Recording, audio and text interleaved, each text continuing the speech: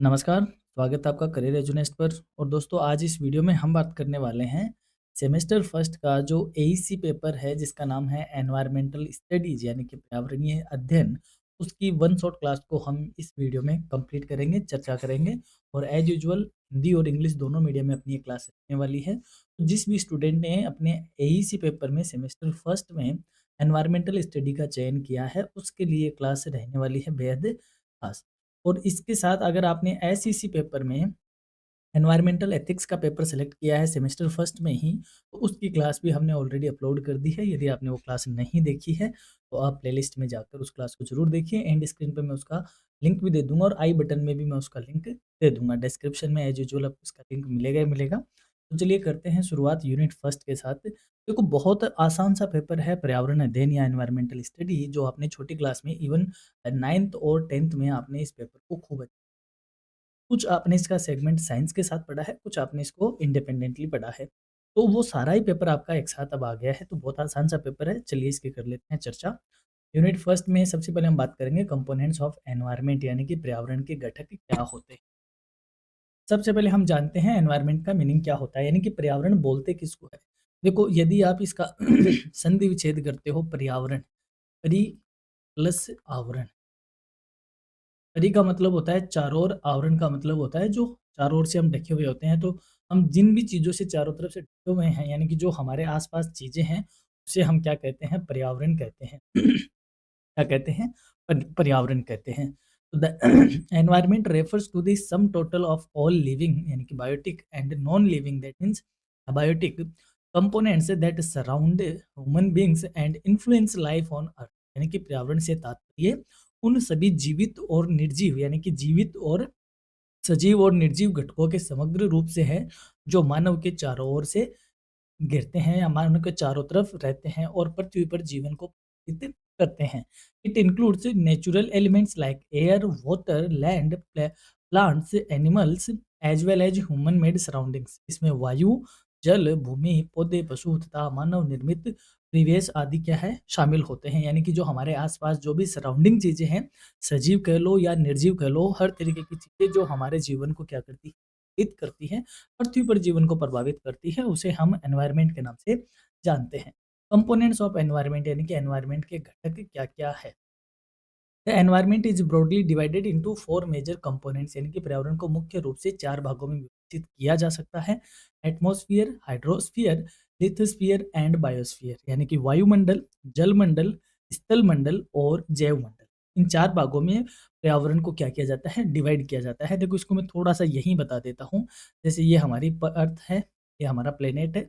इस पे कुछ ऐसी जगह है जहाँ पर हम रह लेते हैं, यानी कि जो स्थल है, ठीक है? और कुछ ऐसी जगह है जहाँ पे क्या है? पानी है, ठीक है? जो स्थल वाली जगह है इसको बोलते हैं लिथोस्फीयर, यानी कि स्थल मंडल। और जो जल वाली जगह है इसको बोलते हैं हाइड्रोस्फीयर, यानी कि जल मंडल। क्लियर? और जो इसके चारों तरफ जो गैसेज़ हैं अर्थ के, उसको बोलते हैं एटमॉस्फेयर। और जहाँ पर जीवन रहता है, वो जीवन एटमॉस्फेयर में भी रहता है, जल में भी रहता है, लिथोस्फीयर में भी रहता है। लेकिन सारे जल में नहीं रहता, सारे लिथोस्फीयर में नहीं रहता, सारे एटमॉस्फेयर में नहीं रहता। जहाँ-जहाँ जीवन रहता है पृथ्वी पर, उसको क्या कहते हैं? बायोस्फीयर कहते हैं। तो आई थिंक आपको इन चीज़ों को पल्ले पड़ गई एक साथ ही, यानी कि जो 4 चीज़ें हैं, फर्स्ट यूनिट में हम इन चारों को ही पढ़ने वाले हैं। तो एक-एक को हम शुरू करते हैं। सबसे पहले हम बात करते हैं एटमॉस्फेयर की। अभी हमने कहा कि पृथ्वी के चारों ओर जो, यानी कि ये अपनी पृथ्वी है, इसके चारों तरफ जो गैसेज़ का आवरण है, अलग-अलग लेयर पे अलग-अलग चीज़ें होती हैं, तो उसे हम क्या बोलते हैं? एटमॉस्फेयर के नाम से जानते हैं, यानी कि वायुमंडल के नाम से जानते हैं। The atmosphere is the layer of gases surrounding the earth, यानी कि वायुमंडल पृथ्वी के चारों ओर गैसों की परत है। It mainly consist of nitrogen, oxygen and other gases like carbon dioxide etcetera. यानी कि इसमें मुख्य तौर पे नाइट्रोजन होती है जो कि 78% होती है, ऑक्सीजन यानी कि 1% के अराउंड, एंड कार्बन डाइऑक्साइड और अन्य गैसें इसमें होती है। It protects life by filtering harmful solar radiation and regulating temperature. यह जीवन की रक्षा करता है, यानी कि एटमॉस्फेयर लाइफ की प्रोटेक्ट करता है और तापमान को संतुलित रखता है। यानी कि जो सूरज की किरणें आती है, वो इस एटमॉस्फेयर से ही फ़िल्टर होके धरती पर आती है। तो ये जो एटमॉस्फेयर है, यानी कि जो लेयर्स है ये पृथ्वी पर जीवन की क्या करती है, सुरक्षा करती है। जैसे सबसे पहले जो ट्रोपोस्फियर होती है, जिसको क्षोभ मंडल बोलते हैं, जिसमें बादल बनते हैं, बादल बरसते हैं, ठीक है? जो नीचे की गतिविधियाँ होती है, वो सारी इसी में होती है, जैसे ये बैलून वगैरह उड़ना। इसके ऊपर जो स्ट्रेटोस्फियर होता है, समताप मंडल होता है, वहाँ पर अपने वायुयान अगर वगैरह उड़ते हैं, और इसके बीच में यानी कि समताप और क्षोभ के बीच में ही ओज़ोन लेयर क्या करती है, बनती है, और वो हमारी पृथ्वी से ज़्यादा हमारी क्या करती है, जीवन की अल्ट्रावायलेट किरणों को फ़िल्टर करके रक्षा करती है। फिर धीरे-धीरे हम उसके ऊपर जाते हैं तो अलग-अलग चीज़ें होती है, जैसे थर्मास्फियर है, वहाँ पे सैटेलाइट होते हैं, और जो एक्सोस्फियर है यानी कि बाह्य मंडल, जो पृथ्वी के बाहर की चीज़ें होती है, जहाँ पर अपने स्पेसक्राफ्ट्स वगैरह होते हैं। तो कहने का मतलब ये जो पूरा लेयर है गैसेज़ का, इसको हम किस नाम से जानते हैं? एटमॉस्फेयर के नाम से जानते हैं। फंक्शन क्या करता है, एटमॉस्फेयर क्या काम करता है? It provides oxygen for respiration यानी कि श्वसन के लिए ऑक्सीजन प्रदान करता है। इट रेगुलेट्स अर्थ टेम्परेचर यानी कि पृथ्वी के तापमान को ये नियंत्रित करता है। It protects from harmful ultraviolet rays यानी कि जो हानिकारक पराबैंगनी किरणें आती हैं, उससे पृथ्वी पर ये रक्षा करता है। And it helps in weather and climate formation, और ये जलवायु और मौसम के निर्माण में क्या करता है, मददगार होता है। यानी कि जो ये एटमॉस्फेयर ही नहीं होगा, तो पृथ्वी पर जीवन संभव भी नहीं होगा। तो एटमॉस्फेयर है, ये पृथ्वी पे बहुत ज़्यादा की रोल प्ले करता है, चाहे वो जीवन के मामले में कह दो या पृथ्वी पर बैलेंस के मामले में कह दो। अगला बात करते हैं हाइड्रोस्फीयर यानी कि जलमंडल, यानी कि पृथ्वी का वह हिस्सा जहाँ पर क्या है, जल ही जल है, उसे हम हाइड्रोस्फीयर के नाम से जानते हैं। The hydrosphere includes all forms of water present on Earth, such as oceans, rivers, lakes, glaciers, groundwater and water vapor। यानी कि जलमंडल में पृथ्वी पर उपलब्ध सभी प्रकार का जल शामिल है, जैसे महासागर, नदियाँ, झीलें, हिमनद, भूजल और जलवाष्प। Water is essential for all forms of life, यानी कि जल सभी जीवों के लिए क्या है, सभी जीवों के जीवन के लिए अति आवश्यक है। काम क्या करता है, यानी कि महत्व क्या है हाइड्रोस्फीयर का, importance, it essential for survival of plants and animals, यानी कि पौधों और जीवों के जीवन के लिए अनिवार्य है। इट रेगुलेट्स क्लाइमेट, जलवायु को नियंत्रित करता है। सपोर्ट्स एक्वेटिक इकोसिस्टम्स, यानी कि जलीय पारिस्थितिकी तंत्र को सहारा देता है। And required for agriculture and industry, कृषि और उद्योगों के लिए ये आवश्यक है। तो इसमें जो बाकी तो देखो, जल के बिना हमारी लाइफ में कुछ हो ही नहीं सकता, तो जल ही क्या है, मेन हमारा बैकबोन है, या वो एलिमेंट है जिससे हमारा जीवन बनता है। तो इसमें ये है रेगुलेट्स क्लाइमेट, यानी क्लाइमेट आपने ये भी सुना होगा, जैसे मानसून आता है, तो मानसून भी कहाँ से आता है, महासागर से उड़ता है। तो कहने का मतलब जो क्लाइमेट की रेगुलेशन है, जब हम ज्योग्राफी में पढ़ते हैं तो अलग-अलग तरीके से, अभी बरसात होती है सर्दियों में, वो भी एक सब इन महासागरों से ही सारी चीज़ें होती है। तो कहने का मतलब जो हाइड्रोस्फीयर है, वो क्लाइमेट को भी रेगुलेट करता है। बात करते हैं लिथोस्फीयर की, यानी कि स्थल मंडल की। The lithosphere is the solid outer layer of the earth consisting of rocks, soil and minerals। यानी कि स्थल मंडल पृथ्वी की ठोस बाहरी परत है, जिसमें चट्टानें, मिट्टी और खनिज शामिल है। It provides land for human activities and natural resources. यह मानवीय गतिविधियों और प्राकृतिक संसाधनों का क्या है, आधार है। क्या काम करती है लिथोस्फीयर के फंक्शंस क्या हैं? It provides land for settlement of and agriculture, यानी कि आवास और कृषि के लिए भूमि प्रदान करता है। Source of minerals and fossil fuels, यानी कि खनिज और जीवाश्म ईंधन का ये स्रोत है। एंड इट सपोर्ट्स वेजिटेशन, वनस्पति को ये क्या करता है, सहारा देता है, या यूँ कहे वनस्पति यहीं से क्या होती है, पैदा होती है। तो ये इसके फंक्शंस है। अब बात करते हैं बायोस्फीयर की। देखो, हमने एटमॉस्फेयर देख लिया, हमने हाइड्रोस्फीयर देख लिया, और हमने लिथोस्फीयर देख लिया। तो क्या पूरे लिथोस्फीयर में हम रहते हैं? नहीं रहते हैं। क्या पूरे हाइड्रोस्फीयर में जीवन है? नहीं है। क्या पूरे एटमॉस्फेयर में जीवन है? नहीं है। तो जहाँ-जहाँ इनमें जीवन है, उसको क्या बोलते हैं, बायोस्फीयर बोलते हैं। जैसे कुछ जीवन है, जैसे ये पशु पक्षी, सॉरी अपने पक्षी वगैरह है, ये एटमॉस्फेयर में रहते हैं, उड़ते हैं, तो ये वहाँ का हो गया। लिथोस्फीयर में जैसे अंडरग्राउंड जानवर रहते हैं, कुछ बाहर की तरफ रहते हैं। और हाइड्रोस्फीयर में ये मछली वगैरह और नीचे तक वनस्पतियाँ वगैरह रहती है। जहाँ-जहाँ जीव रहता है या जीवन है, उसको क्या बोलते हैं, बायोस्फीयर बोलते हैं, यानी कि जैव मंडल कहते हैं। The biosphere is the zone of life on earth where living organisms exist, यानी जैव मंडल पृथ्वी का वह भाग है जहाँ जीवन पाया जाता है। It includes plants, animals, micro organisms and humans interacting with the atmosphere, hydrosphere and lithosphere, यानी कि इसमें पौधे, पशु, सूक्ष्मजीव और मनुष्य शामिल है जो कि अन्य पर्यावरणीय घटकों के साथ अंतःक्रिया करता है। क्या कैरेक्टरिस्टिक्स है लिथस जो बायोस्फीयर की? It supports all living organism, ये सभी जीवों को क्या कहते हैं, जीवों का क्या है, सहारा है, यानी कि जीवमंडल में ही सारे जीव रहते हैं। इट मेंटेन्स इकोलॉजिकल बैलेंस, यानी कि पारिस्थितिकी संतुलन बनाए रखता है। It depends on other environmental components, और ये अन्य पर्यावरणीय घटकों पर क्या करता है, निर्भर करता है। तो ये है अपना जैवमंडल। अब बात करते हैं स्कोप ऑफ एनवायरमेंटल स्टडी, यानी कि एनवायरमेंटल स्टडी का क्षेत्र क्या है, यानी क्या क्या एनवायरमेंटल स्टडी में इंक्लूड होता है। Environmental studies has a wide scope covering natural science, social sciences, economics, ethics and technology to understand environmental problems and solution, यानी कि पर्यावरणीय अध्ययन का जो क्षेत्र है वो बड़ा ही व्यापक है। इसमें प्राकृतिक विज्ञान, सामाजिक विज्ञान, अर्थशास्त्र, नैतिकता और प्रौद्योगिकी शामिल है, तथा ताकि पर्यावरणीय समस्याओं का हम अध्ययन कर सके और उनका समाधान को समझा जा सके। यानी कि जो एनवायरमेंटल स्टडी है इसका स्कोप बहुत बड़ा है। इसमें हर तरीके की साइंस, चाहे वो नेचुरल साइंस हो, सोशल साइंस हो, साथ ही में इकोनॉमिक्स और एथिक्स एंड टेक्नोलॉजी, इन सबको क्या किया जाता है, इंक्लूड किया जाता है, ताकि हम आज जो पर्यावरण के इश्यूज है या यूँ कहें जो पर्यावरणीय समस्याएं हैं उनको हम एनालाइज कर सके और उनका क्या कर सके, हम समाधान खोज सके। एरियाज इंक्लूड, यानी कि इसमें क्या क्या इंक्लूड होता है, नेचुरल रिसोर्स मैनेजमेंट, यानी कि प्राकृतिक संसाधनों का प्रबंधन, एनवायरमेंटल पोल्यूशन दैट मीन्स पर्यावरण प्रदूषण, एंड बायोडाइवर्सिटी कंजर्वेशन, यानी कि जैव विविधता का संरक्षण, एंड ह्यूमन एनवायरनमेंट रिलेशनशिप, यानी कि मानव पर्यावरण संबंध आदि इसमें क्या होते हैं, इंक्लूड होते हैं। इन इम्पोर्टेंस क्या है एनवायरनमेंट का, यानी कि जो पर्यावरण है उसका क्या महत्व है, क्योंकि बिना पर्यावरण के हमारा जीवन ही क्या है, अस्तित्व नहीं होगा। तो इन एनवायरनमेंट का क्या इंपॉर्टेंस है? The environment is vital for the survival of life, यानी कि पर्यावरण जीवन के अस्तित्व के लिए अत्यंत आवश्यक है।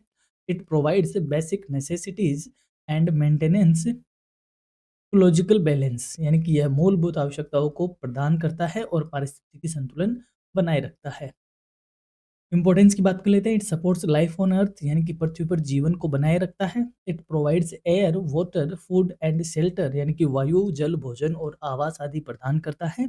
इट मेंटेनेंस इकोलॉजिकल बैलेंस, यानी कि पारिस्थितिकी संतुलन बनाए रखता है। And it supports economic development, और ये हमारे आर्थिक विकास में क्या करता है, मददगार है। कॉन्सेप्ट ऑफ सस्टेनेबिलिटी की बात कर लेते हैं, यानी कि सततता क्या होती है, या यूँ कहे सतत विकास क्या होता है। देखो कई पेपर में मैं इस बात को बहुत बार पढ़ा चुका हूँ, बता चुका हूँ। सस्टेनेबल डेवलपमेंट का मतलब होता है कि आज जो हमारी वर्तमान की नीड्स है, उन नीड्स को हम अपने एटमॉस्फेयर से या अपने एनवायरनमेंट से इस तरीके से पूरा करें कि एनवायरनमेंट को क्या हो, कम से कम डैमेज हो, एनवायरनमेंट कम से कम नुकसान हो, ताकि जो फ्यूचर की ज़रूरतें हैं या जो फ्यूचर की जो जनरेशन है, उसकी नीड्स के साथ कॉम्प्रोमाइज़ ना हो सके। यानी कि हम हमारी भी ज़रूरतें पूरे करें, एनवायरनमेंट को भी बचाएँ और फ्यूचर जनरेशन के लिए भी उसको सस्टेन रखें। इसको बोलते हैं सस्टेनेबल डेवलपमेंट।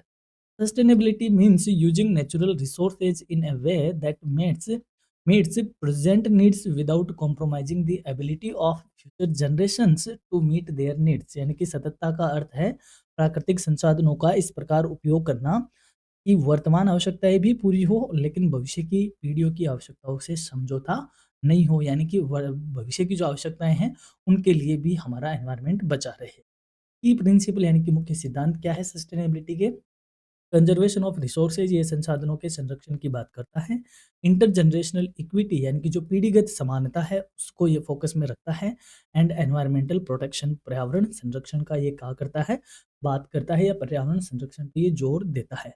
सस्टेनेबल डेवलपमेंट वही बात आ गई, सतत विकास की हम विकास इस मैनर में करें कि हम फ्यूचर जनरेशन की जो नीड्स है उनको कॉम्प्रोमाइज ना करें। Sustainable development is the process of development that balance economic growth, social welfare and environmental protection।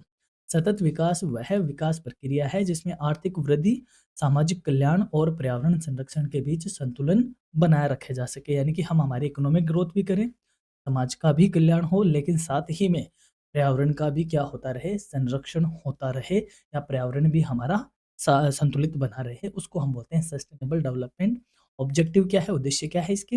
Economic development with minimal environmental damage, यानी कि न्यूनतम पर्यावरणीय क्षति के साथ आर्थिक विकास। ऐसा नहीं कि हमने पूरा पहाड़ काट कर वहाँ मॉल बना लिया और हम उससे रुपए छाप रहे हैं, तो ये सस्टेनेबल डेवलपमेंट नहीं कहा जाएगा। हमें प्रकृति को आत्मसात करते हुए विकास करना है, उसे हम सस्टेनेबल डेवलपमेंट के नाम से जानेंगे। सोशल इक्विटी एंड जस्टिस यानी कि सामाजिक समानता और न्याय का इसका उद्देश्य है and long term environmental conservation, दीर्घकालिक पर्यावरणीय संरक्षण की ये बात करता है या उसमें इसका क्या है, वो इसका उद्देश्य है। अब हम बात करेंगे यूनिट सेकंड की, जिसमें हम बात करेंगे इकोसिस्टम्स की। सबसे पहले हम जानते हैं कि व्हाट इज एन इकोसिस्टम, यानी कि इकोसिस्टम क्या होता है, पारिस्थितिकी तंत्र।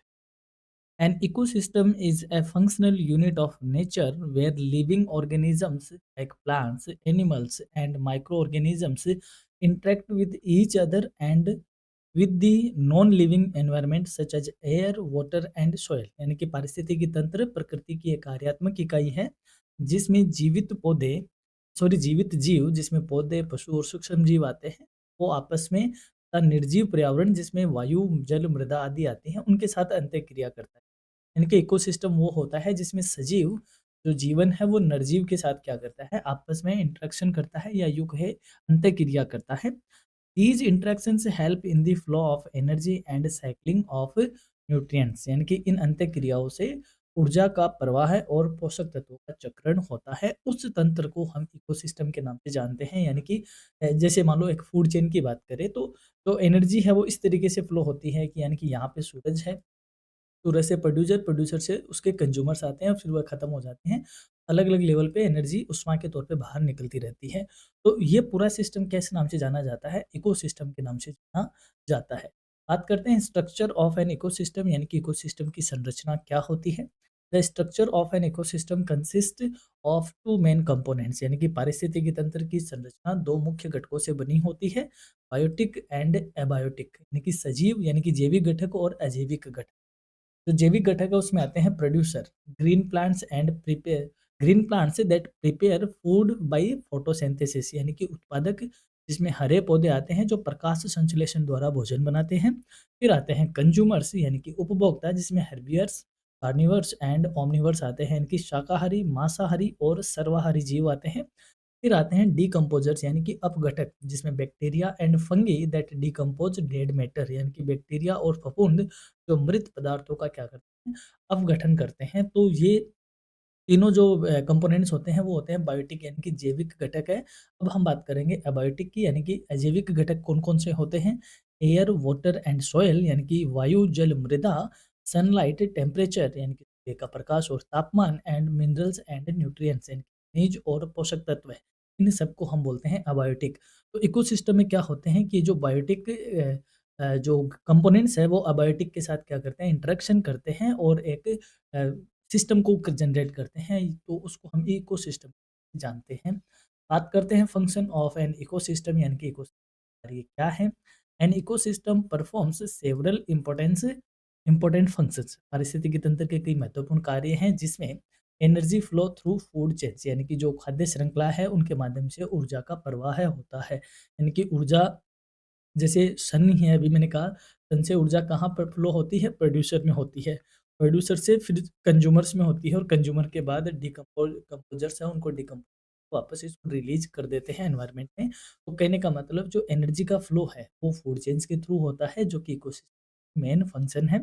न्यूट्रिएंट साइक्लिंग जिसमें कार्बन, नाइट्रोजन और वाटर साइकिल्स होते हैं, इनकी पोषक तत्वों का चक्रण जिसमें कार्बन डाइऑक्साइड का चक्रण आपने पढ़ा होगा, कभी नाइट्रोजन का पढ़ा होगा, जल चक्र आपने पढ़े होंगे।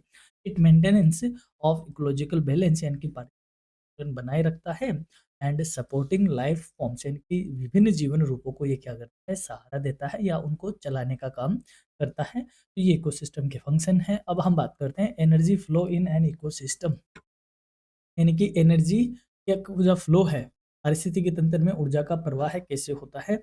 Energy in an ecosystem flows in a unidirectional manner from the sun from the sun to producers and then to consumers, यानी कि जो पारिस्थितिकी तंत्र है उसमें ऊर्जा का प्रवाह है एक दिशात्मक होता है, जो कि सूर्य से उत्पादकों में और फिर उपभोक्ताओं तक जाता है। Energy is lost as heat at each trophic level, यानी कि प्रत्येक पोषक स्तर पर कुछ ऊर्जा उष्मा के रूप में नष्ट होती जाती है। यानी कि जब सन है तो सबसे ज़्यादा जो एनर्जी है वो सन से आती है अपने को, सन से आती है अपने प्रोड्यूसर के पास जो कि प्रोडक्शन करते हैं, फिर प्रोड्यूसर से किसके पास जाते हैं, जो उनका उपभोग करते हैं कंज्यूमर्स के पास। कंज्यूमर्स के पास तो फिर आगे फूड चेन बनती है पूरी की पूरी। हर एक लेवल पे एनर्जी क्या होती है, हीट के तौर पे यानी कि ऊष्मा के तौर पे रिलीज़ होती जाती है और इस प्रकार फिर वापस सारी एनर्जी एटमॉस्फेयर में रिलीज़ हो जाती है। तो जो एनर्जी का फ्लो है वो सूरज से यानी यूँ कहें सन से कंज्यूमर्स या प्रोड्यूसर और कंज्यूमर की तरफ जाता है। हम इसको कहते हैं कि सिर्फ़ एक दिशात्मक है, यूनिडायरेक्शनल होता है। सबसे पहले बात करते हैं इसमें फूड चेन की यानी कि खाद्य श्रृंखला। क्या होती है खाद्य श्रृंखला? जैसे आप चित्र में देख पाते हो ये प्रोड्यूसर है यानी सन है, सन से प्रोड्यूसर, प्रोड्यूसर से फिर इसको खाने वाला, फिर इस जीव को खाने वाला, इसको खाने वाला, इसको खाने वाला और फिर जब ये है जो सबसे ऊपर में होते हैं फिर लास्ट में ये भी डिकम्पोज़ हो जाते हैं मर-मरा के। तो ये पूरी क्या बनती है? फूड चेन बनती है। A food chain is a linear sequence showing how energy passes from one organism to another यानी कि खाद्य श्रृंखला जीवों की एक कर्मिक व्यवस्था है जिसमें ऊर्जा एक जीव से दूसरे जीव तक स्थानांतरित होती है। For example grass, deer and lion यानी कि उदाहरण के तौर पे घास है, घास को हिरन खाता है और हिरन को शेर खाता है। तो जो सूरज है उसकी जो उससे एनर्जी ली किसने? घास ने, घास प्रोड्यूसर है। फिर हिरन को यूज कर रहा है या कंज्यूम करता है तो कुछ यहाँ पे रिलीज़ हो जाती है ऊष्मा के तौर पे, कुछ यहाँ पे रिलीज़ हो जाती है ऊष्मा के तौर पे। फूड चेन की फूड वेब की बात करें, अब फूड चेन की बात करें, फूड वेब की बात करते हैं। फूड वेब क्या होता है? कई खाद्य श्रृंखलाओं का यानी कई फूड चेन का आपस में क्या होता है? नेटवर्क होता है यानी कि जब फूड चेन्स का जो कॉम्प्लेक्स वर्ज़न होता है उसको हम फूड वेब के नाम से जानते हैं। अ food web is a network of interconnected food chains यानी कि खाद्य जाल आपस में जुड़ी हुई कई खाद्य श्रृंखलाओं वो है होता है। It provides stability to the ecosystem as organisms have multiple food options ये पारिस्थितिकी तंत्र को स्थिरता प्रदान करने का काम करता है यानी कि जो फूड वेब है यानी जो खाद्य जाल है वो कई खाद्य श्रृंखलाओं का एक कॉम्प्लेक्स नेटवर्क है जो कि अपने जो इकोसिस्टम है उसको क्या करता है स्टेबल करने का भी करता है। अब बात करते हैं इकोलॉजिकल सक्सेशन यानी कि पारिस्थितिकी अनुक्रमण का। Ecological succession is the gradual and orderly change in the composition of plant and animal communities over time in a given area यानी कि जो पारिस्थितिकी अनुक्रमण है समय के साथ किसी क्षेत्र में पौधों और जीवों के समुदाय में जो कर्मिक बदलाव होता है कर्मिक परिवर्तन होता है उसको हम पारिस्थितिकी अनुक्रमण या इकोलॉजिकल सक्सेशन के नाम से जानते हैं। यानी कि एक एरिया में समय के साथ जो वहाँ के प्लांट है यानी कि जो वनस्पति है और वहाँ के जो जीव है उनमें जो चेंजेज़ आते हैं, जो बदलाव आते हैं समय के साथ उसे इकोलॉजिकल सक्सेशन के नाम से जानते हैं। टाइप्स की बात करते हैं, 2 प्रकार का होता है प्राइमरी सक्सेशन और सेकेंडरी सक्सेशन यानी प्राथमिक अनुक्रमण और द्वितीयक अनुक्रमण। Primary succession occurs on barren land यानी कि निर्जन भूमि पर होने वाला जो परिवर्तन है that is primary succession and occurs in previously inhabited areas यानी कि पहले से बसे हुए क्षेत्रों में जो अनुक्रमण होते हैं उन्हें द्वितीयक अनुक्रमण के नाम से जानते हैं। Case study of major ecosystem जिसमें सबसे पहले हम बात करते हैं फॉरेस्ट इकोसिस्टम की यानी कि वन पारिस्थितिकी तंत्र। A forest ecosystem is dominated by trees and supports high biodiversity यानी कि वन पारिस्थितिकी तंत्र वृक्षों से युक्त होता है और उच्च जैव विविधता को सहारा देने वाला होता है यानी कि जो वन पारिस्थितिकी तंत्र है यानी फॉरेस्ट इकोसिस्टम है वो उसमें क्या है कि खूब वृक्ष वगैरह ही होते हैं और उसकी जो बायोडाइवर्सिटी है, वहाँ जो जैव विविधता है यानी कि खूब सारे जीवन वहाँ पे होता है, खूब कॉम्प्लेक्स वहाँ पे चेन और फूड वेब देखने को मिलता है। It plays a key role in climate regulation and oxygen production ये जलवायु नियंत्रण और ऑक्सीजन उत्पादन में महत्वपूर्ण भूमिका निभाता है। जैसे मान लो आप ये कहते हो कि जैसे वो कौन से जंगल है जिनकी अपन जनरली बात करते हैं, जैसे अपना हिमालय है, खूब जंगली है यानी कि वहाँ पे फॉरेस्ट इकोसिस्टम देखने को मिलता है। अमेज़न के जंगल है, वहाँ फॉरेस्ट इकोसिस्टम देखने को मिलता है। तो वहाँ पर ऑक्सीजन का प्रोडक्शन भी बहुत होता है और ये क्लाइमेट को रेगुलेट भी करने का मुख्य काम करते हैं। कैरेक्टरिस्टिक्स की बात कर लेते हैं, विशेषताएँ क्या हैं? डेंस वेजिटेशन यानी कि फॉरेस्ट इकोसिस्टम में घनी वनस्पति होती है। हाई बायोडायवर्सिटी यानी कि जैव विविधता उच्च होती है एंड रिच न्यूट्रिएंट साइकिल यानी कि समृद्ध पोषक चक्र देखने को मिलता है या पाया जाता है। बात करते हैं ग्रासलैंड इकोसिस्टम की यानी कि घास भूमि पारिस्थितिकी तंत्र। Grassland ecosystems are dominated by grasses with few trees यानी कि घास भूमि पारिस्थितिक तंत्र मुख्य रूप से घास में पाई जाती है लेकिन वृक्ष वहाँ पर कम होते हैं, वृक्ष होते हैं बट कम होते हैं। They support grazing animals and are important for agriculture, यानी कि ये चरने वाले पशुओं के लिए और कृषि के लिए क्या है, महत्वपूर्ण होते हैं। जैसे सवाना के घास मैदान, आपने ये पढ़ा होगा, सवाना के घास मैदान। तो ये क्या होते हैं, यहाँ पे घास के मैदान होते हैं, वृक्ष वहाँ पे कम पाए जाते हैं, और यहाँ ये बेसिकली जो घास मैदान है वो जो चरने वाले एनिमल्स होते हैं, पशु, उनके लिए प्लस खेती के लिए ये क्या होते हैं, इम्पोर्टेंट होते हैं। बात करते हैं डेजर्ट इकोसिस्टम की। Desert ecosystem is characterized by very low rainfall and extreme temperatures, यानी कि मरुस्थलीय पारिस्थितिकी तंत्र में वर्षा बहुत कम होती है और तापमान बहुत ज़्यादा होता है। Plants and animals show special adaptation to survive, यानी कि यहाँ के जीव विशेष अनुकूलन दिखाते हैं। जैसे मान लो हम बात करें अपने रेगिस्तान की, यानी कि जो अपना थारका रेगिस्तान है राजस्थान का, वो डेजर्ट इकोसिस्टम है। तो यहाँ पे बरसात कम होती है और टेम्परेचर ज़्यादा है, और साथ ही में यहाँ पे जो जीव पाया जाता है, जैसे ऊँट की बात करें तो ऊँट हुआ अपना, जो वो हुआ गोडावन वगैरह हुए, तो इस तरीके की जो जातियाँ हैं, जो स्पीशीज़ है या जो जीव यहाँ पे देखने को, उन्होंने उस इकोसिस्टम को क्या कर लिया है, एडॉप्ट कर लिया है, और इस तरीके की एडवर्स कंडीशन में भी वो क्या करते हैं, सर्वाइव करते हैं। और प्लांट्स की बात करें, जैसे अपनी खेजड़ी है, अपनी और जैसे केर वगैरह है, जो कांटेदार पेड़-पौधे होते हैं, वो इन इकोसिस्टम में देखने को मिलते हैं। अब बात करते हैं एक्वाटिक इकोसिस्टम, यानी कि जलीय पारिस्थितिकी तंत्र। Aquatic ecosystem include water based ecosystems such as ponds, streams, lakes, rivers, oceans and estuaries, यानी कि जलीय पारिस्थितिकी तंत्र में जल आधारित तंत्र शामिल है, जैसे तालाब, झीलें, नदियाँ, महासागर, मुहाने, या इनको क्या बोलते हैं, खाड़ी बोलते हैं, जैसे बंगाल की खाड़ी। तो इस तरीके के जो चीज़ें इंक्लूड होती है किसमें, एक्वाटिक इकोसिस्टम में। टाइप्स की बात कर लेते हैं, इसके प्रकार क्या है। फ्रेश वाटर यानी कि मीठा जल, पॉन्ड्स, लेक, रिवर्स यानी कि तालाब, झीलें, नदियों में जो पानी पाया जाता है, फ्रेश वाटर या पेयजल के नाम से कह सकते हैं। मरीन यानी कि ओशियंस एंड सीज, यानी कि समुद्री जीवन या समुद्री, इसमें एक टाइप होता है जो एक्वाटिक है उसका, मतलब एक तो मीठा पानी हो गया, एक मरीन हो गया, एक एस्चुरीज हो गया। तो मरीन में ओशियंस और सीज होते हैं, यानी कि महासागर और समुद्र होते हैं। Estuaries mixing zone of fresh water and sea water, यानी कि मुहाने, जो मीठे और खारे जल का क्या होता है, मिश्रण होता है। बात करते हैं हम थर्ड यूनिट की, जिसमें हम देखेंगे नेचुरल रिसोर्सेज को। यूनिट थर्ड में हम सबसे पहले बात करते हैं नेचुरल रिसोर्सेज की, यानी कि प्राकृतिक संसाधन क्या होता है। यानी कि जो हमें प्रकृति ने प्रदत्त किया है, इंसान ने अपने मानवीय क्रियाकर्मों से या कार्यकलापों से जिसको नहीं बनाया, और जो गॉड गिफ्टेड है या प्रकृति प्रदत्त है, हम नेचुरल रिसोर्सेज के नाम से जानते हैं।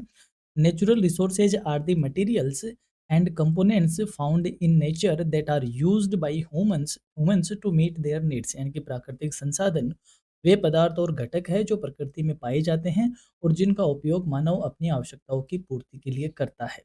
These resources are essential for survival, development and economic growth.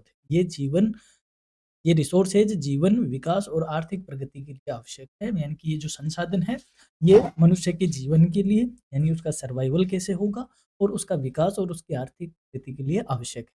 सबसे पहले हम बात करते हैं renewable and non renewable resources की, यानी कि नवकरणीय और गैर नवकरणीय रिसोर्सेज। नवकरणीय यानी कि ऐसे रिसोर्सेज जिनको यूज करने के बाद वापस क्या हो जाता है, रिन्यू हो जाते हैं, उसको रिन्यूएबल एनर्जी या रिन्यूएबल रिसोर्सेज कहते हैं।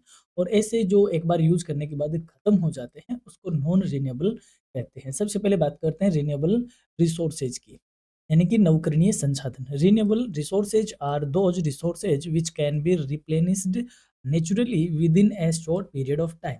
नवकरणीय संसाधन वे संसाधन हैं जो प्राकृतिक रूप से कम समय में पुनः प्राप्त हो सकते हैं, यानी कि जिनको हमने यूज में लिया और थोड़े टाइम के बाद वापस हमें क्या हो जाएंगे, प्राप्त हो जाएंगे। जैसे for example solar energy. Solar energy यानी कि अपने जो सोलर प्लेट्स होते हैं, जो पैनल्स होते हैं, सनलाइट इस पे पड़ती है, हमने इससे एनर्जी यूज करी और थोड़ी देर बाद में जैसे अ, वापस सनलाइट इस पे आएगी, फिर से प्रोडक्शन होना स्टार्ट हो जाएगा।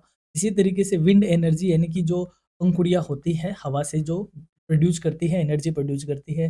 वाटर है, फॉरेस्ट है, ये सारे क्या है, रिन्यूएबल है, ये वापस क्रिएट हो जाते हैं। बात करते हैं नॉन रिन्यूएबल रिसोर्सेज की, यानी कि अनवकरणीय संसाधन। Non renewable resources are those resources which can not be replenished within a human life span and are limited in quantity. यानी कि अनवीकरणीय संसाधन वे संसाधन है जो मानव जीवन काल में पुनः प्राप्त नहीं हो सकते और सीमित मात्रा में उपलब्ध होते हैं। जैसे कोल है, जैसे कोयला है, कोयला हमने जला लिया, इसके बाद वह क्या हो गया, खत्म हो गया। अब वापस वह जैसे वो राख बची, उस राख से वापस कोयला नहीं बनेगा। ठीक उसी हिसाब से पेट्रोलियम यूज़ करने के बाद वापस नहीं आएगा। नेचुरल गैसेज़, मिनरल्स यानी कि ऐसे रिसोर्स हैं जिनको यूज़ करने के बाद वो खत्म हो जाते हैं, दोबारा क्रिएट नहीं होते। नवीकरणीय, गैर नवीकरणीय या नॉन रिन्यूएबल रिसोर्स के जाते हैं।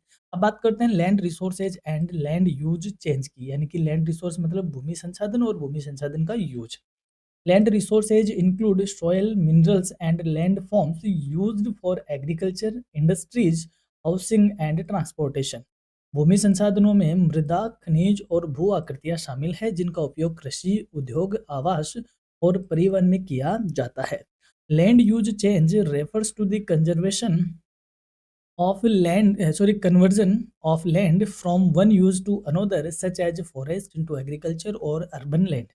भूमि उपयोग परिवर्तन का अर्थ है कि भूमि के एक उपयोग से दूसरे उपयोग में परिवर्तन होना, यानी कि पहले हमने उस पे क्या किया, पहले जंगल थे, फिर उसी जंगल को काट कर एग्रीकल्चर लैंड बना लिया और एग्रीकल्चर लैंड पे हमने बस्ती बना ली। तो ये लैंड का यूज चेंज है, यानी कि लैंड का जो यूज है वो चेंज होता रहता है, उसको हम लैंड यूज चेंज कहते हैं।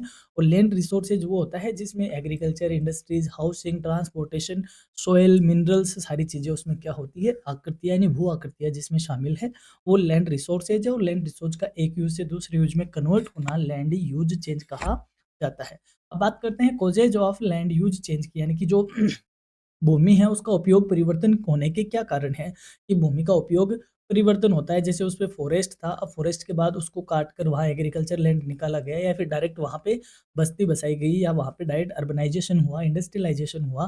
तो ऐसा क्यों होता है, इसके पीछे क्या कारण है? पहला है पॉपुलेशन ग्रोथ, यानी कि जनसंख्या बहुत तेजी से बढ़ रही है। तेजी से बढ़ रही है तो हमें और भूमि की क्या है, नीड है। और भूमि की नीड है तो हम पहाड़ काटेंगे, जंगल काटेंगे और जो समुद्र वगैरह है वहाँ पर हम इस तरीके से प्लेटफ़ॉर्म बनाएँगे और वहाँ पर हम उसको यूज़ लेना स्टार्ट करेंगे। तो कहने का मतलब पॉपुलेशन ग्रोथ की वज़ह से डिमांड ज़्यादा हुई और डिमांड ज़्यादा हुई तो लैंड का यूज़ चेंज हुआ। फिर है अर्बनाइज़ेशन, यानी कि शहरीकरण के कारण ऐसा हो रहा है। इंडस्ट्रियलाइज़ेशन यानी कि औद्योगिकरण के बढ़ने से ऐसा हो रहा है। और एग्रीकल्चरल एक्सपेंशन यानी कि कृषि का विस्तार होने से जो लैंड का यूज़ है वह क्या हो रहा है, चेंज हो रहा है। यानी कि लैंड हम और डिमांड कर रहे हैं कि अब और डिमांड तो आएगी नहीं कि एक और अर्थ बना ले। लेकिन जो अर्थ पे ही ऐसा एरिया जहाँ पे हम नहीं कुछ यूज़ में ले रहे थे और प्राकृतिक चीज़ें वहाँ पर पहले से थी, उनको हटाकर हम वहाँ पर अपना इंटरवेंशन कर रहे हैं, that is the land use change. अब बात करते हैं लैंड डिग्रेडेशन की, सॉइल इरोजन एंड डेजर्टिफिकेशन, यानी कि भूमि क्षरण, मृदा अपरदन और मरुस्थलीकरण क्या चीज़ होती है? सबसे पहले बात करते हैं लैंड डिग्रेडेशन, यानी कि भूमि का क्षरण। क्षरण का मतलब होता है ह्रास होना। ह्रास मतलब भूमि की जब क्वालिटी या उत्पादकता या प्रोडक्टिविटी में क्या होता है, डिग्रेड होता है, तो उसे लैंड डिग्रेडेशन के नाम से जाना जाता है। Land degradation is the decline in the quality and productivity of land due to human activities. मृदाक्षरण मानव गतिविधियों के कारण भूमि की गुणवत्ता और उत्पादकता में होने वाली कमी को क्या करता है, दर्शाता है। यानी कि भूमि का अनुपजाऊपन होना, भूमि की क्वालिटी में कमी आना और भूमि में क्या होना, जो उसकी प्रोडक्टिविटी है उसका कम होना लैंड डिग्रेडेशन कहा जाता है। और ऐसा नेचुरली होता है तो अलग बात है, बट अगर मानव के इंटरवेंशन से होता है यानी एक्टिविटी से होता है तो इसको लैंड डिग्रेडेशन कहा जाता है। फिर है सेकंड सॉइल इरोजन, यानी कि मृदा अपरदन, यानी कि जब हमारी जो ये ऊपर वाली लेयर है जिस पर मिट्टी वगैरह होती है, जो उपजाऊ लेयर है, या तो बाढ़ आ जाए या कोई हवा वगैरह से आए तो ये यहाँ से कट कर दूसरी जगह चली जाए, तो यहाँ पर जो होता है कटाव होता है उसको मृदा अपरदन या सॉइल इरोजन के नाम से जाना जाता है। Soil erosion is the removal of the top fertile layer of soil by wind और वाटर, यानी कि मृदा अपरदन वायु या जल द्वारा उपजाऊ ऊपरी मिट्टी की परत के हटने की प्रक्रिया है। इसीलिए हम कहते हैं कि ज़्यादा से ज़्यादा पेड़ लगाने चाहिए, क्योंकि पेड़ उस लेयर को क्या करता है, पकड़ के रखता है। तो यहाँ से पानी या फ्लो भी होता है, हवा भी होती है, तो ये मिट्टी यहाँ से जाती नहीं, तो जो कि इसका सोइल इरोजन को रोकता है। इसलिए हम बोलते हैं वनीकरण होना चाहिए। क्या कारण है सोइल इरोजन के? डिफॉरेस्टेशन यानी कि वनों की कटाई होने से वह लेयर क्या हो गई, फ्री हो गई तो हवा से उड़ के दूसरी जगह चली गई या वाटर के साथ फ्लो होके चली गई। ओवर ग्रेजिंग यानी कि जब ज़रूरत से ज़्यादा अत्यधिक चराई हो जाती है तो इसका जो घास है वो खत्म हो जाता है, तो ये मिट्टी फ्री हो जाती है, फ्री होगी तो ये यहाँ से कटकर चली जाएगी। फिर है इम्प्रॉपर फार्मिंग प्रैक्टिस, और कई बार गलत कृषि जो पद्धतियाँ हम यूज़ कर लेते हैं, इम्प्रॉपर फार्मिंग हो जाती है, तब भी सोइल इरोजन होने लगता है, तो ये इसके कारण हैं। अब बात करते हैं डेजर्टिफिकेशन की, यानी कि मरुस्थलीकरण। मरुस्थलीकरण का मतलब होता है जब धीरे-धीरे जो हमारी ज़मीन है उसका उपजाऊपन कम हो जाए और वह क्या बन जाए, बंजर बन जाए और धीरे-धीरे मरुस्थल में तब्दील हो जाए, तो उसे हम डेज़र्टिफ़िकेशन कहते हैं। Desertification is the process by which fertile land gradually turns into desert, यानी कि मरुस्थलीकरण वह प्रक्रिया है जिसमें उपजाऊ भूमि धीरे-धीरे मरुस्थल में परिवर्तित हो जाती है। जैसे अभी अरावली का बहुत चल रहा है, एक हॉटस्पॉट मुद्दा है अरावली। जैसे मान लो आज हम राजस्थान की बात करें, ये अपना राजस्थान है, नक्शे को दिल-दिमाग पे नहीं लेना है, ये अपनी अरावली है। इस तरफ क्या है, पूरा का पूरा डेज़र्ट है। तो अब यहाँ से जब लूएँ चलती है, हवा चलती है, तो ये जो यहाँ की डेज़र्ट की मिट्टी है वो उड़ के आगे जाती है। तो यदि अरावली नहीं होती है, या अरावली नहीं होती, तो ये मिट्टी जहाँ पे जाके गिरती है, तो धीरे-धीरे वहाँ पे एक बड़ी लेयर बना देती है और ये मिट्टी क्या है, थोड़ी-सी अनउपजाऊ मिट्टी है। तो जिस भी जगह पे ये गिरती है, धीरे-धीरे वहाँ के उपजाऊपन क्या हो जाता है, कम हो जाता है या खत्म हो जाता है और वह आगे की मिट्टी भी धीरे-धीरे क्या बन जाती है, डेज़र्ट बन जाती है। इस प्रोसेस को हम क्या बोलते हैं, डेज़र्टिफ़िकेशन कहते हैं। तो यदि अरावली नहीं रहेगी राजस्थान में तो राजस्थान क्या है, दिल्ली को भी मरुस्थल होने से कोई नहीं रोक पाएगा। तो डेज़र्टिफ़िकेशन ये होता है जब धीरे-धीरे मिट्टी या जो ज़मीन है वो मरुस्थल में कन्वर्ट होने लगती है। फिर बात करें डिफ़ॉरेस्टेशन की, यानी कि वनों की कटाई। Deforestation refers to the large scale cutting of trees for non-forest uses such as mining, agriculture and no dam construction, यानी कि वनों की कटाई का अर्थ है कि जब बड़े स्तर पर वनों को काटा जाए, किस लिए, खनन के लिए, कृषि के लिए या बांध निर्माण कार्यों के लिए, यानी कि गैर वन उपयोग के उपयोगों के लिए जब बड़े पैमाने पर वृक्षों की कटाई की जाती है तो उसे डिफोरेस्टेशन के नाम से जाना जाता है। यानी कि हमने वहाँ पे खूब सारे पेड़ काटे, एक लार्ज स्केल में हम पेड़ काट रहे हैं और किस काम के लिए, नॉन फॉरेस्ट पर्पज के लिए। वहाँ पे हम एग्रीकल्चर करना चाहते हैं या कोई बांध वगैरह बनाना चाहते हैं या कोई इंडस्ट्री लगाना चाहते हैं या माइनिंग करना चाहते हैं, तो इस एक्टिविटी को डिफॉरेस्टेशन के नाम से जाना जाता है। क्या कारण है डिफॉरेस्टेशन होने का? पहला, माइनिंग एक्टिविटीज़ यानी कि खनन गतिविधियों का होना। किसी ने पता लगा लिया कि ये जो जंगल है, इस जंगल के नीचे प्लेटिनम या कुछ ऐसा नेचुरल रिसोर्सेज है जिससे ह्यूमन एक्टिविटी या यूँ कहें हमारा जो इकोनॉमिक डेवलपमेंट है वो फास्ट हो जाएगा या बहुत अच्छा हो जाएगा। तो अब हमें उसको निकालना है, उस मिनरल को निकालना है, तो हमने इस पूरे जंगल को क्या कर दिया, साफ कर दिया। तो माइनिंग एक्टिविटी के चलते ये होता है। डैम बिल्डिंग यानी कि यहाँ पर बाँध बनाना है तो उसके लिए ऐसा होता है। एक्सपेंशन ऑफ एग्रीकल्चर, हमें एग्रीकल्चर का एक्सपेंशन करना है, हमें और ज़रूरत है एग्रीकल्चर करने की, तो कृषि के विस्तार के लिए ऐसा होता है। एंड अर्बन डेवलपमेंट, शहरी विकास के लिए ऐसा होता है। इसके इम्पैक्ट क्या है? हमेशा साइड इफ़ेक्ट ही होंगे, कभी भी डिफ़ॉरेस्टेशन का पॉजिटिव नहीं हो सकता है। पहला, लॉस ऑफ बायोडाइवर्सिटी यानी कि जैव विविधता की हानि, यानी कि उस जंगल में कई तरीके का बायोडाइवर्सिटी रह रही थी, कई तरीके के पशु पक्षी जानवर रहते थे। जब वो जंगल साफ हो जाएगा तो वो बायोडाइवर्सिटी खत्म हो जाएगी। सॉइल इरोजन, क्योंकि जंगल खत्म हो जाएगा तो धीरे धीरे यहाँ पे मृदा अपरदन होना स्टार्ट हो जाएगा।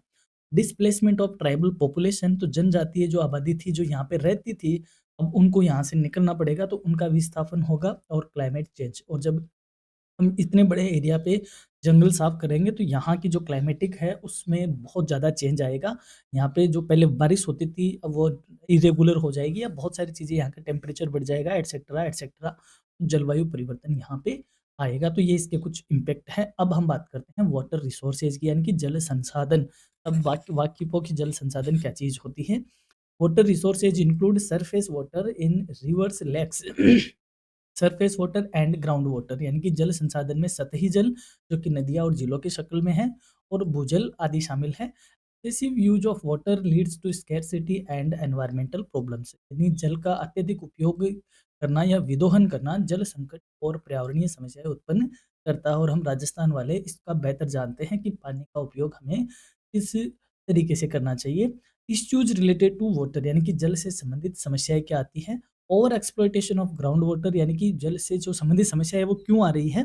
पहला है भूजल का अत्यधिक दोहन। आज हम बटन दबाते हैं, आपने बहुत सारे देखा होगा। मैं अब इस क्लास के माध्यम से आपको ये एक रिक्वेस्ट मान लो, अनुरोध मान लो या फिर एक मोरल ड्यूटी मान लो, ऐसा होना चाहिए कि आप बटन दबाते हो और अपने अपने घर के आगे ले पाइप लेके छिड़काव करना स्टार्ट कर दो।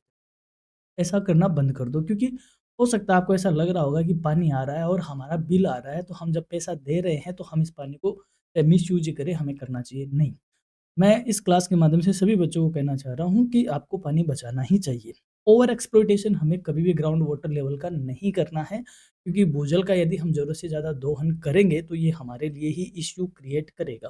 तो एक तो ये प्रॉब्लम आती है कि हम ज़रूरत से ज़्यादा यूज़ कर रहे हैं। सेकंड फ्लड्स यानी कि बाढ़, बाढ़ आती है तब भी वाटर रिलेटेड इश्यूज़ आते हैं।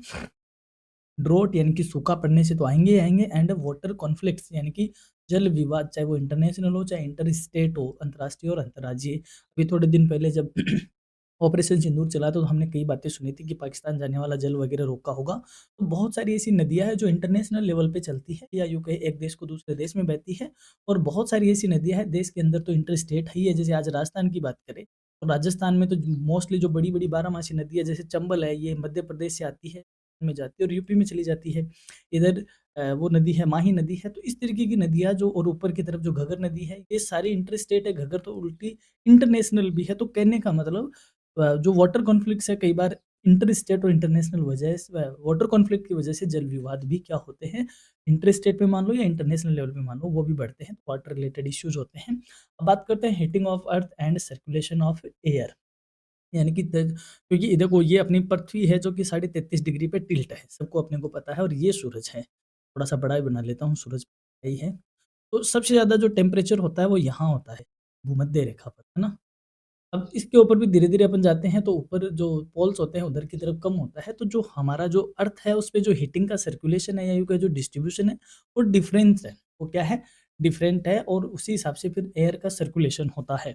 Uneven heating of the earth by the sun causes differences in temperatures and pressure leading to air circulation, यानी कि सूर्य द्वारा पृथ्वी का असमान ऊष्मन, ताप और दाब में अंतर उत्पन्न करता है, जिससे वायुमंडल परिसंचरण होता है। यानी क्योंकि जो हवा है, हवा का फ्लो हमेशा तापमान के अकॉर्डिंग होता है, यानी कि हवा निम्न ताप से उच्च ताप की तरफ बहती है, ये हमें पता है।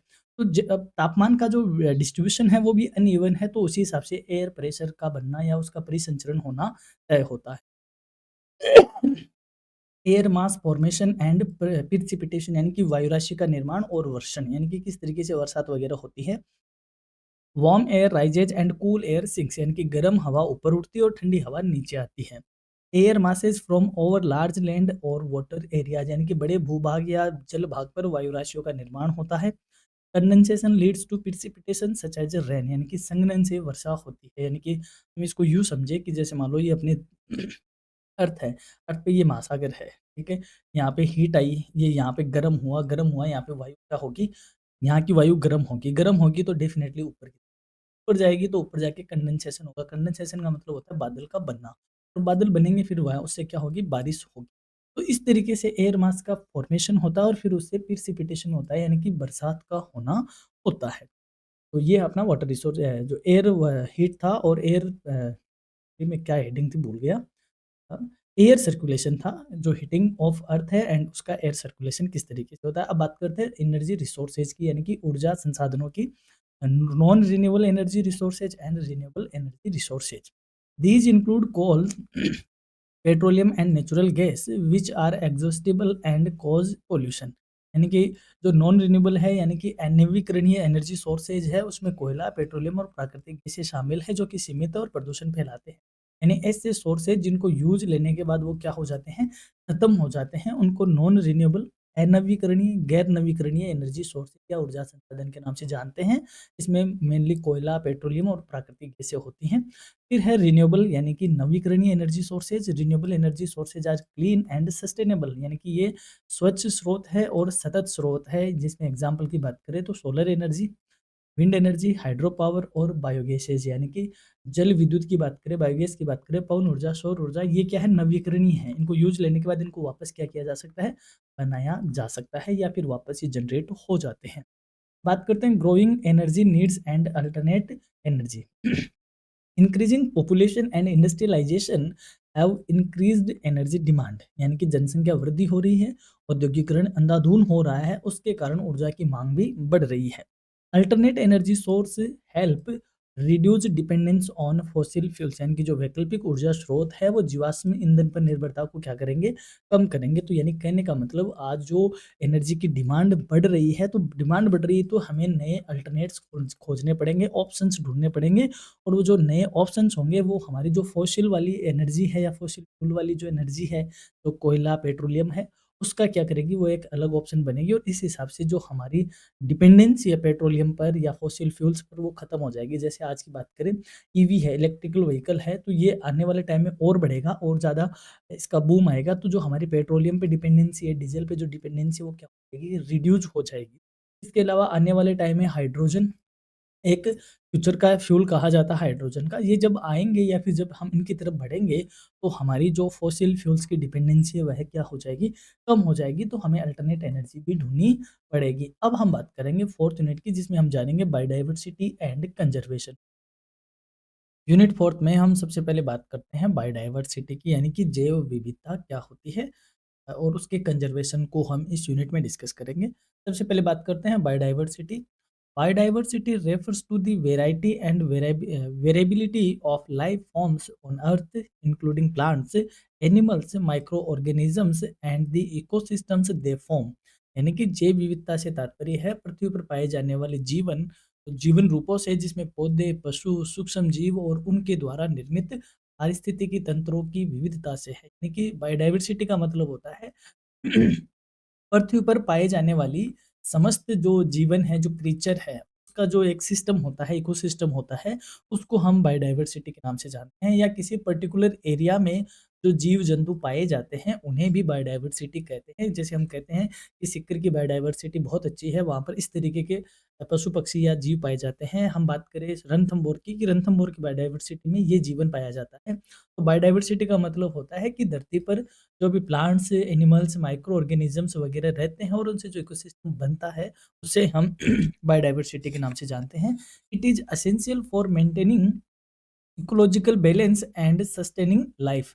यह पारिस्थितिकी संतुलन और जीवन के संरक्षण के लिए क्या है, ज़रूरी है, आवश्यक है। बात करते हैं levels of biodiversity biological diversity यानी कि अलग-अलग लेवल होते हैं बायोलॉजिकल डाइवर्सिटी की। सबसे पहले हम बात करते हैं जेनेटिक डाइवर्सिटी यानी कि आनुवांशिक विविधता। Genetic diversity refers to the variation of genes within a species यानी कि आनुवांशिक विविधता का मतलब है एक ही प्रजाति के भीतर जीनों की विविधता का होना।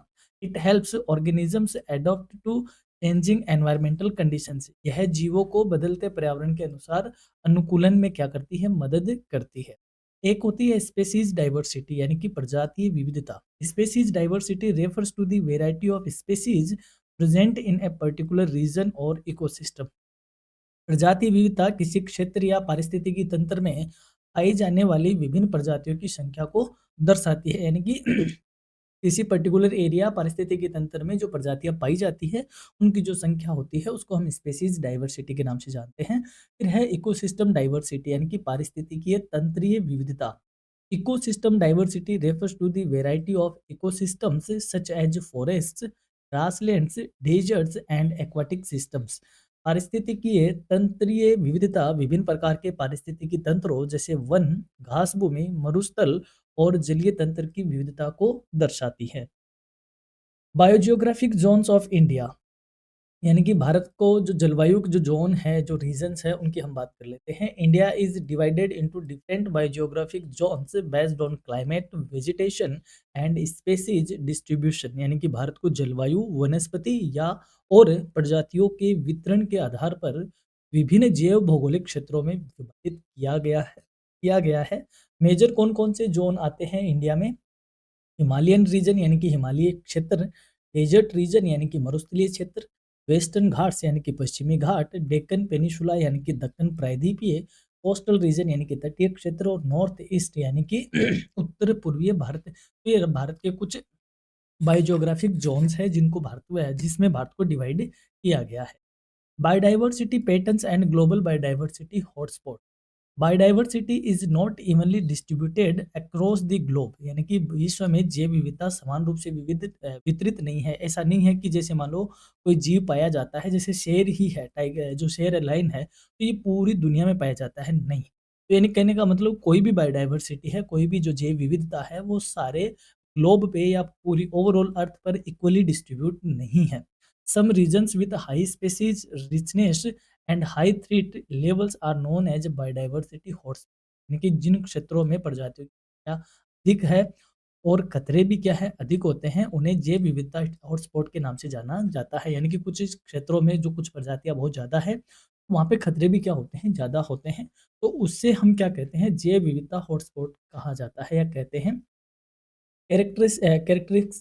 कैरेक्टरिस्टिक्स ऑफ हॉटस्पॉट्स, यानी कि विशेषताएं क्या है इस हॉटस्पॉट की। हाई एंडेमिनिज्म, यानी कि उच्च स्थानिकता। एंडेमिनिज्म का मतलब होता है कि जैसे मान लो किसी एक प्रजाति का, एक स्पेसीज का किसी पर्टिकुलर एरिया में क्या होना, पाया जाना, क्या कहा जाता है, एंडेमिनिज्म कहा जाता है, यानी कि स्थानिकता कहते हैं। जैसे हम बोलते हैं एशियाई शेर, एशियाई शेर एशिया में ही पाया जाता है और जगह पे नहीं पाया जाता। जैसे हम बात करें नीलगिरी ताहिर की बात करें, जो वेस्टर्न घाट या उधर ही पाया जाता है। तो जैसे एक गीर के जो शेर होते हैं, जो गुजरात के गीर के जंगल है, उनमें जो लोयन पाया जाता है, उसे गीर शेर के नाम से जानते हैं, तो वह वहीं पाया जाता है। तो कहने का मतलब, जो ये हॉटस्पॉट होते हैं, इनकी एक ये विशेषता है कि उसमें जो स्पेसीज़ होती है, उनकी उच्च स्थानिकता होती है, यानी कि वहाँ जो पाई जाने वाली स्पेसीज़ है, वो कहीं और नहीं देखने को मिलती। हाई स्पेसीज़ डाइवर्सिटी, यहाँ पे अधिक प्रजाति विविधता है, यानी कि कई तरीके की प्रजातियाँ पाई जाती है। सेवियर हैबिटेट लॉस, यानी कि गंभीर आवास क्षति भी यहाँ पे देखने को मिलती है। India as a mega biodiversity nation, यानी कि भारत को विशाल जैव विविधता वाला देश कहा जा सकता है। India is considered a mega biodiversity nation due to its wide variety of ecosystems and large number of plant and animal species.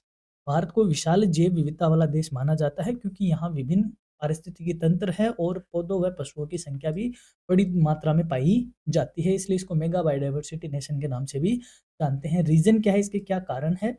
Diverse climatic condition, यानी कि विविध जलवायु परिस्थितियाँ, यानी कि आज हम भारत की बात करें तो जैसे मान लो अपना ये जो भारत का मैप है, इस तरीके से मैप को देखो, दिल दिमाग पे आपको नहीं लेना है, और अपने यहाँ पे बीच में से कर्क रेखा भी जाती है, ठीक है। इधर अपने पास हिमालयन रेंज है, इधर अपने पास मरुस्थल है, इधर अपने घाट वगैरह है, ठीक है। तो अब जो इंडिया है, इंडिया की जो क्लाइमेटिक आप कंडीशन देखते हो तो बहुत ज़्यादा क्या है, डाइवर्स है, अलग अलग तरीके का यहाँ पे क्या पाया जाता है, इकोसिस्टम देखने को, अलग-अलग तरीके की यहाँ पे कंडीशंस है। दैट्स व्हाई यहाँ पर जो बायोडायवर्सिटी है वो भी वैरायटी की मिलती है। इसलिए इंडिया को मेगा बायोडायवर्सिटी ज़ोन के नाम से या नेशन के नाम से जानते हैं। Presence of hotspots like western Ghats and Himalayas, Bharat में पश्चिमी घाट और हिमालय जैसे हॉटस्पॉट भी देखने को मिलते हैं। Rich flora and fauna, Bharat की जो वनस्पति है, जीव जंतु है, यानी कि वो समृद्ध है, खूब रिच है इस मामले में। इसलिए इंडिया को मेगा बायोडायवर्सिटी नेशन के नाम से जानते हैं। अब बात करते हैं endangered and endemic species of India, यानी कि इंडिया की वो प्रजातियां, बायोडाइवर्सिटी की वो प्रजातियां जो लुप्त प्राय प्रजातियां हैं, यानी कि जो लुप्त होने के पास ही खड़ी है, उन्हें इंडेंजर्ड स्पेसीज कहा जाता है। Endangered species are those species that are at a high risk of extinction, यानी कि लुप्त प्राय प्रजातियां वे होती है जिनके विलुप्त होने का खतरा अधिक होता है, यानी कि जो अगर हमने उनका संरक्षण नहीं किया तो वह खत्म हो जाएगी बायोडाइवर्सिटी से, तो उसे हम इंडेंजर्ड स्पीशीज कहते हैं, यानी कि जो लुप्त होने के पास ही खड़ी है। जैसे आज हमारे वल्चर्स है, जो गिद्ध है, वो पहले कितने देखने को मिलते थे, आज से 30-40 साल पहले बहुत देखने को मिलते थे, लेकिन अब उनकी संख्या देखने को ही नहीं मिलती। अपना गोडावन देख लो राजस्थान का, वह देखने को हमें नहीं मिलता। तो ये क्या है, इंडेंजर्ड स्पीशीज है। जैसे इसमें कुछ एग्जाम्पल है, जैसे टाइगर है, टाइगर इंडेंजर्ड है। एशियाटिक लायन, यानी कि एशियाई शेर इंडेंजर्ड है। घड़ियाल इंडेंजर्ड है। इन्हें संरक्षण की ज़्यादा ज़रूरत है। तो ऐसी प्रजातियाँ जो लुप्त होने के पास ही खड़ी है, इंडेंजर्ड कही जाती है। बात करते हैं एंडेमिक स्पेसीज, यानी कि ऐसी प्रजातियाँ जो किसी पर्टिकुलर क्षेत्र में ही पाई जाती है, उसे एंडेमिक स्पेसीज कहते हैं। Endemic species are those species which are found only in a specific geographical area, यानी कि स्थानिक प्रजातियाँ वे होती है जो केवल किसी विशेष भौगोलिक नहीं पाई जाती है। जैसे नीलगिरी तहर, ये वेस्टर्न घाट के आसपास ही पाया जाता है। लायन टेल्ड मकाक, यानी कि जो अफ्रीकी लंगूर है वो केवल अफ्रीका में ही देखने को मिलता है। जैसे कंगारू है, कंगारू भी एक तरीके से ऑस्ट्रेलिया में देखने को मिलता है, दूसरी जगह इतना नहीं दिखता। इसको स्थानिक प्रजाति कहते हैं। जैसे अपना गिर का जो शेर है वो वहीं देखने को मिलता है। ये स्थानिक प्रजातियां कही जाती है। थ्रेट्स टू बायोडायवर्सिटी यानी कि बायोडायवर्सिटी के सामने क्या खतरे हैं उसको बात कर लेते हैं। Major threats to biodiversity include यानी कि जैव विविधता के लिए जो प्रमुख खतरे हैं वो इस प्रकार है। हैबिटेट लॉस एंड फ्रेगमेंटेशन यानी कि आवास की हानि और विखंडन का होना, ये बायोडायवर्सिटी के लिए सबसे बड़ा खतरा है। आज हम सारी जो वन संपदा है उसको चौपट करने में लगे हुए हैं, तो जो बायोडायवर्सिटी है उनका जो हैबिटेट है, जो उनकी आवास है, वो क्या हो रही है, खत्म हो रहा है। Poaching and illegal wild life trade यानी कि जो अवैध शिकार होते हैं और वन्य जीव का क्या होता है, व्यापार होता है। जैसे मान लो शेर, हाथी को मार के हाथी के दांत बेचना, शेर की खाल का बेचना, और भी कई तरीके की जो वाइल्ड लाइफ है उनका ट्रेड होता है जो कि इल्लीगल है। और पोचिंग है यानी कि अवैध शिकार का होना, तो ये इनके लिए क्या है कि है मेन वाइल्ड लाइफ कॉन्फ्लिक्ट्स यानी कि मानव वन्य जीव संघर्ष। जैसे मान लो आज हम बात करें रणथंभौर की, तो रणथंभौर में क्या है, टाइगर रिजर्वेशन है और वहाँ पे टाइगर की संख्या अराउंड 100 के आसपास है। तो कई बार वो टाइगर क्या होते हैं, गाँव में आ जाते हैं, तो गाँव में जो मवेशी है, गाय, भैंस है, बकरियाँ है या इंसान है, इनको नुकसान पहुँचाते हैं। आस-पास के जो गाँव है, उनका हमेशा टाइगर के साथ क्या रहता है, कॉन्फ्लिक्ट चलता है। वह इसी मूड में होते हैं कि अगर हमें दिखेगा तो हम तो सटा देंगे। कहने का मतलब है कि कोई पैंथर आ गया, कोई दूसरा ऐसा वाइल्ड लाइफ एनिमल आ गया, तो वह उसको क्या करते हैं, उसको फिर वो वहाँ रिज़र्वेशन की बात नहीं करते, उनका कॉन्फ्लिक्ट यही चलता रहता है कि वो मारने पे ही तैयार रहते हैं, क्योंकि उनको उनसे खतरा होता है। ठीक उसी हिसाब से उन इंसानों से या उन मानवों से उस वन्य लाइफ को या यूँ कहें उस वन्य जीव को भी खतरा रहता है। तो ये कॉन्फ्लिक्ट चलता रहता है, ये भी एक खतरा है। Biological invasions by alien species यानी कि जो बाहरी प्रजातियाँ हैं, उनका आक्रमण होता रहता है। जैसे मान लो कोई भोला जीव है, यानी कहने का मतलब एक जीव का दूसरे जीव से भी मार देते हैं या ये कर, ये भी एक खतरा सा ही है जैव विविधता के लिए। अब बात करते हैं कंजर्वेशन की। अभी तक हमने बात करी बायोडायवर्सिटी की, अब बात करेंगे उस बायोडायवर्सिटी के संरक्षण की। इन सिटू कंजर्वेशन, देखो 2 तरीके का कंजर्वेशन होता है, इन सिटू और एक्स सिटू। इन सिटू और एक्स सिटू। इन सिटू का मतलब होता है जैसा नेचुरल हैबिटेट है, उसी नेचुरल हैबिटेट में उसको कंजर्व करना इन सिटू कहा जाता है, और उस नेचुरल हैबिटेट के बाहर कंजर्व करना उसको सॉरी एक्स सिटू कहा जाता है। इन सिटू की बात कर लेते हैं। In situ conservation means conserving species in their natural habitats यानी कि इन सिटू संरक्षण का अर्थ है प्रजातियों का उनके प्राकृतिक आवास में संरक्षण करना। जैसे एग्जाम्पल के तौर पे नेशनल पार्क यानी कि राष्ट्रीय उद्यान, जैसे टाइगर है, तो जो टाइगर है उसके लिए नेशनल पार्क बनाया गया। तो इस तरीके की जो सेंचुरीज बनाई जाती है, बायोस्फीयर जो रिजर्व होते हैं, जैवमंडल आरक्षित क्षेत्र, ये क्या है, प्राकृतिक है और ये उनका क्या है, आवास है। आज जैसे रणथंभौर का जो राष्ट्रीय उद्यान है उसमें टाइगर विचरण करते हैं। टाइगर के लिए बहुत एकदम फ्रेंडली वहाँ पे क्या है, माहौल है जिसमें वही उनका नेचुरल हैबिटेट है, ये भी कह सकते हैं उनका नेचुरल आवास है। तो वह कौन-सा रिज़र्वेशन कहा जाएगा, इन सिटू रिज़र्वेशन कहा जाएगा। एक्स सिटू की बात कर लेते हैं। Ex situ conservation involve conservation of species outside there natural habitats यानी कि एक्स सिटू संरक्षण में प्रजातियों का उनके प्राकृतिक आवास के बाहर संरक्षण किया जाता है। फॉर एग्जाम्पल चिड़ियाघर, जूज, तो जू उनका कोई प्राकृतिक आवास थोड़ी है, लेकिन वहाँ पर जैसे घड़ियाल है, जो घड़ियाल है इनका जो संरक्षण हुआ है वो किस में हुआ है, जूज में हुआ है, यानी कि चिड़ियाघरों में हुआ है। तो वहाँ पे एक पर्टिकुलर उनको एक नेचुरल हैबिटेट दिया जाता है, हालाँकि वहाँ पर उनका नेचुरल हैबिटेट होता नहीं है। लेकिन उनको वो सारी कंडीशन वहाँ पे दी जाती है, तो उसको एक्स सिटू कहा जाता है।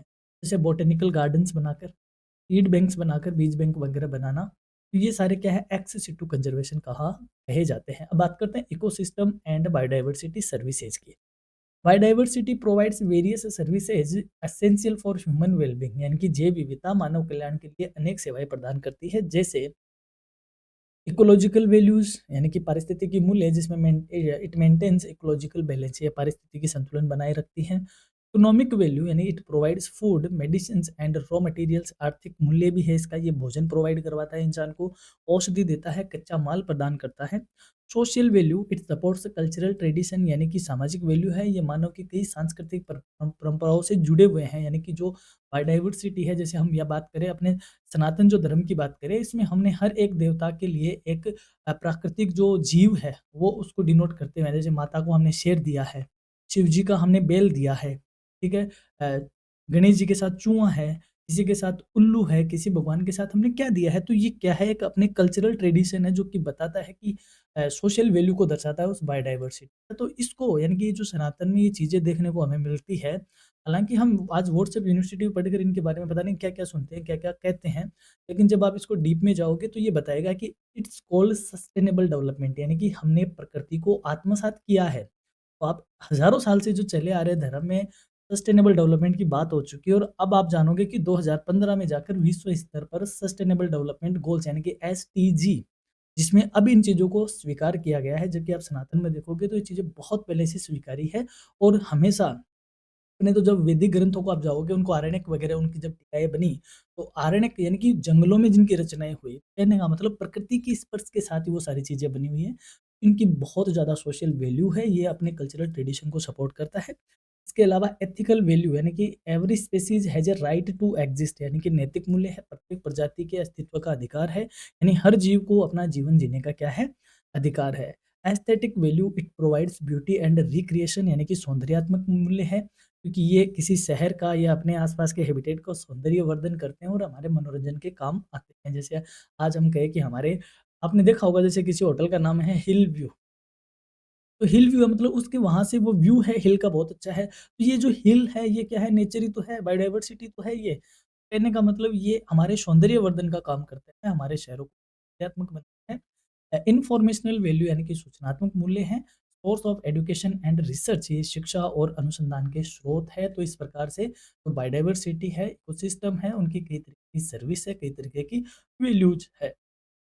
तो ये थी अपनी एनवायरमेंटल स्टडीज़ की क्लास, जो कि सेमेस्टर फर्स्ट का एईसी पेपर है। तो जिस भी स्टूडेंट ने एईसी पेपर के तौर पे किया है, उनके लिए क्लास थी। और इस क्लास का जो इम्पोर्टेंट क्वेश्चन विद आंसर वाला जो सेगमेंट है, वो अपलोड होने वाला है। तो keep watching your career Edunest, stay tune, stay connected with your career Edunest. और यहाँ तक क्लास में बने रहने के लिए धन्यवाद। हमारे the best for your examination. आप अच्छे से एग्ज़ाम दीजिए और अच्छे से, हाँ, ये ज़रूर मैं आपको कहना चाहूँगा कि थोड़ा-सा आपको धीरज रखना बनता है, क्योंकि सारी क्लासेज़ एक साथ आ नहीं सकती। हर क्लासेज़ अंडर कंसिडरेशन है, ये मान के चलिए। हम सारी क्लासेज़ आपको अ, एग्ज़ाम से पहले-पहले प्रोवाइड करवाने की पूरी-पूरी कोशिश करेंगे। So keep watching, stay tuned with your career readiness. Have a nice day. Thank you.